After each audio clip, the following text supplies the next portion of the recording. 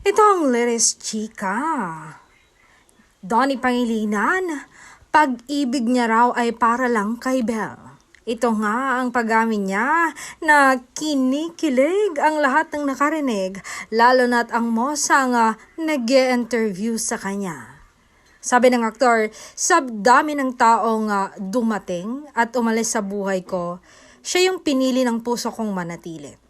Ang dami kong pwedeng piliin pero lagit-lagi sa kanya bumabalik ang isip at damdamin ko. Kahit gaano kalayo, kahit ilang pagsubok ang dumating, siya yung dahilan kung bakit nananatiling buo ang puso ko. At sana maramdaman ni Belle na kahit hindi ko laging nasasabi na siya yung tahanan ko, lagi ko siyang babalikan.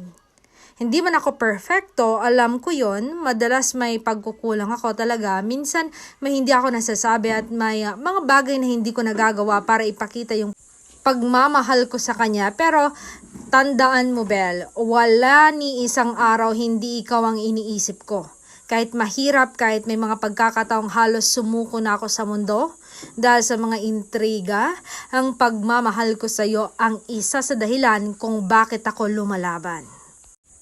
Oo, may tukso. Oo, may hadlang. Pero kahit anong dumating, ikaw pa rin. At ikaw lang ang pipiliin ko. Hindi ako naghahanap ng iba kasi ang puso ko natutong mahalin ng totoo at ikaw lang ang tinatangin nito. Sa bawat ingin ng mundo at katahimikan ng gabi, ikaw ang palagi kong hahanapin. Ikaw ang laging sagot sa lahat ng tanong ng puso ko.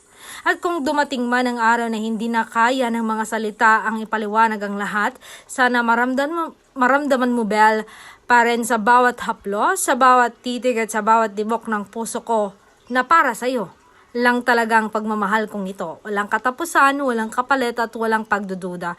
Mula simula hanggang dulo, hawak ko ang pangakong ito na pag-ibig ko'y para sa iyo lang at iyon ay mananatiling totoo habang buhay.